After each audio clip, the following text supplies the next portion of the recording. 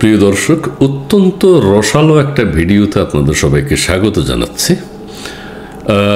অনেক দিন তো কথা বলেছি, আপনারাও ভাবছেন সেটা হচ্ছে আমাদের দেশের সমন্বয়ক, উপদেষ্টা, আওয়ামী লীগ, বিএনপি, জামাত, এগুলো নিয়ে সবাই কথা বলছে। দীর্ঘদিন যাবৎ আমার একটা ভিডিও চোখে পড়ছে, সেটা হচ্ছে মাওলানা রফিকুল্লাহ, নোয়াখালীর আঞ্চলিক ভাষায় ওয়াজ করেন, খুবই চমৎকার ওয়াজ করেন।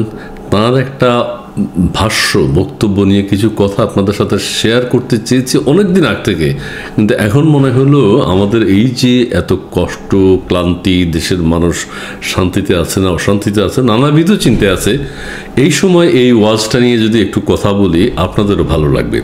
সেটা হচ্ছে মাওলানা রফিকুল ইসলাম মাদানী না, মাদানী হচ্ছে ছোট করে, উনি না, উনি হচ্ছেন মাওলানা রফিকুল্লাহ। নোয়াখালীর আঞ্চলিক ভাষায় ওয়াজ করেন, কথা বলেন, এবং নোয়াখালীর এই সমৃদ্ধ ভাষাকে যদি সংরক্ষণ করতে হয়, নোয়াখালীর আঞ্চলিক ভাষা কিন্তু হারিয়ে যাচ্ছে, এগুলো যদি সংরক্ষণ করে রাখতে হয় তাহলে মাওলানা রফিকুল্লাহর বক্তব্য যদি কালেকশানে রাখা হয় তাহলে কিন্তু নোয়াখালীর ভাষা কখনো হারিয়ে যাবে না, নোয়াখালীর আঞ্চলিক ভাষা কখনো হারাবে না।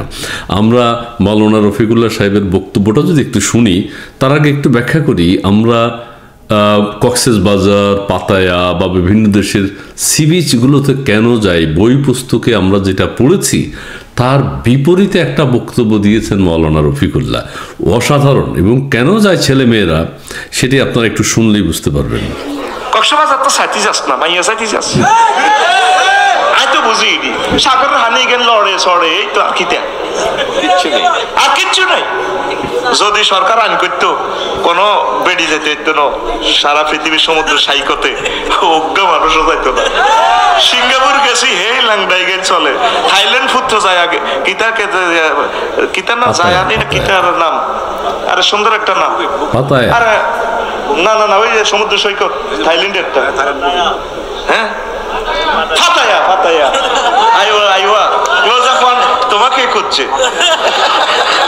হাতাইয়া হাতাইয়া গেছি, হেও ল্যাংডা ল্যাংডা গোসব বুঝতি আনলো 10টাতে 8, আমি তো জানি বিয়ের তো ঘটনা গেছে। আমরা আবার বক্তব্য শুনবো, খুবই ভালো লাগে, খুবই অসাধারণ। আমরা কক্সবাজার সমুদ্র সৈকত প্লাস হচ্ছে যে পাতায়া বা অন্যান্য দেশের সি বিচ যেগুলো আছে, এগুলোতে পুরুষরা কেন যায় উনি শুধু সেটাই বলেছেন, নারীরা তো যায়, এবং কোন আকর্ষণে পুরুষ বা ছেলে মেয়েরা সেখানে যায় সেটা রফিকুল্লাহ সাহেব নতুন ব্যাখ্যা দিয়েছেন। আসলে তো তাই, কেন সেখানে এত ভিড়, এবং সেটা আমরা দেখতে পাই কেন যায় পৃথিবীর বিভিন্ন দেশে। যদিও পৃথিবীর বিভিন্ন দেশে কেউ হয়তো কারোর দিকে তাকায় না, কিন্তু আমাদের রফিকুল্লাহ সাহেব বলতে চান যেটি, উনি কিন্তু বহু জায়গায় গেছেন, উনি কিন্তু কক্সবাজার যান, যে ওই যে পানি নড়ে ছড়ে হুদা কিয়ে চাইবে মাইয়া চায়, পাতায়াতে উনি গেছেন, সিঙ্গাপুরে উনি গেছেন, দুবাইতে উনি গেছেন, উনি সব সৈকতে উনি যান। উনি পৃথিবীর বিভিন্ন দেশ যখনই ভ্রমণ করেন তখনই তিনি এই যে সমুদ্র সৈকতগুলোতে যান, ছেলেমেয়েরা ওখানে কি করে, মেয়েরা বিশেষ করে কিভাবে থাকে সেটা কিন্তু তিনি লক্ষ্য করেন। এবং তিনি নতুন তথ্য যেটা দিয়েছেন, সি বিচ যাওয়ার, সি বিচ ঘোরার, কেন যাবেন, কি আছে সেখানে, সেটা কিন্তু উনি অসাধারণ ব্যাখ্যা। আমরা যদি তার আরো কিছু বক্তব্য শুনি তাহলে কিন্তু আপনাদেরও ভালো লাগবে। আল্লাহ তাকে হেদায়েত করিও। যারা সারা পৃথিবীর থাইল্যান্ড গেলাম, কিতা মালদ্বীপ গেলাম, কিতা কয় কিতা এটা কিতা দুবাই, ওমা হে ঘটনা হিকে যদি হরে আয় চিন্তা করলাম, আল্লাহ মালয়েশিয়া গেলাম, হিয়ানো হেই ফেনাং হিল গেন্টিং হে টিয়া প্রতিযোগিতা, বেটার হাফ প্যান্ট তো ওদের বালা আছে, রান করা যায়, বেটির হাফ প্যান্ট পুরা সোনার বাংলা খালি, হ্যাঁ ডেঞ্জারাসের লগে, হে ডেঞ্জারাসের লগে দি, ও ডেঞ্জারাসের লগে দি, ভাইয়ের সুন্দর কইছে, বেটিদের হাফ প্যান্ট ডেঞ্জারাসের লগে দি, কথা কথা ডেঞ্জারাস ভাইজি, অসাধারণ অসাধারণ, ডেঞ্জারাসের লগে দিই মেয়েদের হাফ প্যান্ট।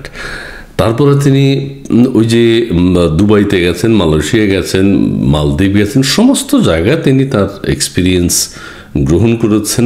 অবশ্যই যাবেন, অবশ্যই যাবেন, মানুষ কেন যাবে না, পর্যটন কেন্দ্রগুলোতে অবশ্যই যাবেন। এবং তিনি সেখানে দেখেছেন ছেলেদের যদিও একটু নাকি সুন্নত থাকে, কিন্তু মেয়েদের ওই যে ডেঞ্জারাসের লগে এই ওয়ার্ড এটা কিন্তু আমরা কখনো ভাবি নেই। সোনার বাংলা দেখা যায়, এটাও কিন্তু মানুষ ভাবে নাই। সো মানে আনবিলিভেবল। এবং এই যে বক্তব্য, এটা কিন্তু মানে এটা গ্রিনিচ ওয়ার্ল্ড রেকর্ডে স্থান পাবে। তার যে এক্সপ্রেশন, তার যে এক্সপ্লেনেশন, এবং আপনারা নিশ্চয়ই বক্তব্যটা শুনেছেন। বক্তব্য শুনে সেই অনুযায়ী রফিকুল্লাহ সাহেবের এই বক্তব্য তার ওয়াইফও শুনে, এবং ওয়াইফকে তিনি বিভিন্ন সময় শুয়ে শুয়ে অনেক কিছু কল্পনা করেন এবং ভাবেন, মুচকি মুচকি হাসেন। ওয়াইফ আবার জিজ্ঞেস করে, তুমি কেন হাসছো? হিল গেলাম, গ্যান্তিং গেলাম, তো মনে মনে চিন্তা করলাম, আর তো কত কথা হুতি হুতি চিন্তা করি না, আবার নিজে নিজে হাসি। আর বেরিয়ে তো মোহাম্মদ তুমি আগল ছিল আসো দে, আই কয় ডার্লিং তুমি এটা বুঝতে না কিল্লা হাসি। আর মাথার ভিতরে কত কথা করে হুতি হুতি থায় আয় কই আল্লাহ আল্লাহ কিতারে আয় কই যদি একটা আইন রাষ্ট্রপতিরা করতো, শুধু বেডিরা যাইব বা একেলেটে শুধু বেড়ারা যাইব, একটা সমুদ্র সাইকতে কেউ যাইতো না। হেতের ভরে হেতে সাইবাল্লা যায়, হেতের ভরে হেতে সাইবাল্লা যায়, শিক্ষা এটা কোন দেশে আছে আমি জানি না, কিন্তু উনি জানেন যে এতের বরে হেতে চাইতে যায়, হেতের বরে এতে চাইতে যায়। উন্নত দেশগুলো নিশ্চয়ই এটা করে, কারণ রফিকুল্লাহ সাহেব বলেছেন বলে কথা, ওনার কথার একটা দাম আছে। উনি শুয়ে শুয়ে কিন্তু আবার ভাবে, ওয়াইফ কিন্তু আবার জিজ্ঞেস করে, তুমি কি ভাবতেছো, কেন মুচকি মুচকি আসো। খুবই রোমান্টিক লোক। এবং উনি 4-5 বিয়ের কথা বলে, কিন্তু নিজে করছে একটা। এটা ঠিক হয়নি। ওনার 5-6টা স্ত্রী থাকা উচিত ছিল, কিন্তু উনি কেন সাহস করে না? উনি কিন্তু প্রতি মাহফিলে প্রত্যেক ছেলেকে 13-14 বছর হইলেই বলো যে বিয়ে করতে, এবং 4-5টা বিয়ে যদি করতে পারে তাহলে ভালো। কিন্তু রফিকুল্লাহ সাহেব করেন নাই। উনি বিভিন্ন সমুদ্র সৈকত, তার মানে সমুদ্র সৈকত, খুব স্টাইল করে কথা বলেন।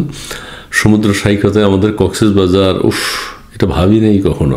আসলে এটা ভাবতে হবে। এবং বিপদসীমার কথা যেটা বলেছেন, এটা কিন্তু যুব সমাজ গ্রহণ করে নিয়েছে। যুব সমাজ এখন বিপদসীমা দেখতে চায়। বিপদসীমা কোন পর্যন্ত গেলে বিপদসীমা, সেটা কিন্তু ওই রফিকুল্লাহ সাহেবকে প্রশ্ন করলে পাওয়া যাবে। আরও আছে, আরও বক্তব্য, ওনারও অনেক বক্তব্য হিট, ওনার অনেক বক্তব্য সুপার হিট। কিতা শিখিয়ে সত্যি সাগর থেকে, এটা নোট করবি। চাটকিল থেকে যাবে মহাসমারে ডিসেম্বর 31 তারিখ একটি বাসে যাবে, টিকিট মাত্র 800 টাকা। শিক্ষা সফর চলে আসুন, চলে আসুন। জসিমের দোকান, টিকিট আসন সংখ্যা সীমিত, যাই আবার আসন সংখ্যা সীমিত। টিয়া দেখা যায়, এটা আপনারা বুঝছেন কিনা আমি জানি না। আমি নোয়াখালীর ছেলে, টিয়া বোঝা যায়। টিয়া হলো মেয়েদের পিছন সাইড, অর্থাৎ ওরা যে পেন্টি পরে মেয়েদের পিছন সাইড দেখা যায়, এটা হলো টিয়া। এটা আমাদের দেশে টিয়া বলে, মানে শুদ্ধ ভাষায় হয়তো অন্য কিছু বলে, কিন্তু রফিকুল্লাহ সাহেব সেইভাবে বলেছেন। আমি ভুলতে পারছি না, আমি ভিডিওটা দেখেছি আজ থেকে ধরেন 1.5-2 বছর আগে বা কিছু একটা, কিন্তু আমি দীর্ঘক্ষণ অপেক্ষা করেছি, দীর্ঘদিন অপেক্ষা করেছি।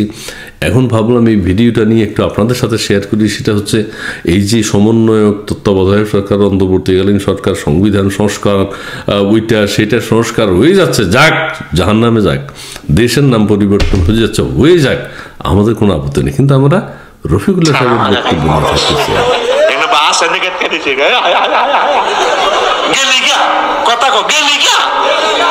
তোরা আচ্ছা জীবনে একবার শখ করে যাস ঢাকায়, তুই 1000 টাকা দিয়ে টিকিট কিনে নুরজাহানে তো তুই যাবি গে কক্সবাজার, তুই এই 700-800 কিলোমিটার তুই হুন্ডা এটাতে চালাস। একটা বিমান চালাতে যে কষ্ট, একটা গাড়ি আমরা চালাতে যে কষ্ট, সেই হুন্ডাটা। আর গাড়িটা অ্যাক্সিডেন্ট হলে আগে বর্নারটা পাইব, ইঞ্জিনটা ফ্যাকেট হইব, ওই তারপরে পাওয়ার। আচ্ছা, গাড়িটার দিকে চলে যাচ্ছে, সেটা ঠিক না। তবে উনি নিজে খরচ করে যান না। উনি যখন ওয়াজ মাহফিলে বা কেউ ঘুরাতে নিয়ে যান অথবা বেড়াতে যান, তিনি তখন গিয়ে কিন্তু এগুলো দেখেন। বিশেষ করে ওয়াজ মাহফিলে যখন বিভিন্ন দেশে যাওয়া হয়, তখন ওই ভক্তরাই তাকে ওই যে বিভিন্ন সৈকতে নিয়ে যায় এবং সেখানে বিপদসীমার উপর নিচে উনি দেখে আসেন। তো ভাগ্য ভালো এবং অত্যন্ত সহজ সরল উক্তি, তিনি যে যান সৈকতে সেটা আমাদেরকে বলেছেন এবং তার ভালো লাগার কথাটাও বলেছেন। তার যে সমুদ্র সৈকতে যাওয়ার যে ব্যাখ্যা, সি বিচে যাওয়ার যে এক্সপ্লেনেশন, বই পুস্তকে এগুলো নতুন করে হয়তো জেনজি যারা আছে তারা হয়তো দেখতে পাবে, এগুলো সংযোজিত হচ্ছে। রফিকুল্লাহ সাহেবের কথা আমি শুরুতে একবার বলেছি, নোয়াখালীর আঞ্চলিক ভাষাকে যদি সংরক্ষণ করতে হয় তাহলে কিন্তু রফিকুল্লাহ সাহেব এই পর্যন্ত যত ওয়াজ করেছেন, যত নোয়াখালীর আঞ্চলিক ভাষা ব্যবহার করেছেন, সেটি যদি সংরক্ষণ করা যায়, একটা সমৃদ্ধ নোয়াখালীর আঞ্চলিক ভাষার গ্রন্থ রচিত হতে পারে। সবাই ভালো থাকবেন, সুন্দর থাকবেন। রফিকুল্লাহ সাহেবের কাছে আমরা আরও নতুন নতুন ব্যাখ্যা চাই। ব্যাখ্যা আছে, এগুলো আমার চোখে পড়লে আপনাদের সাথে শেয়ার করব। ধন্যবাদ।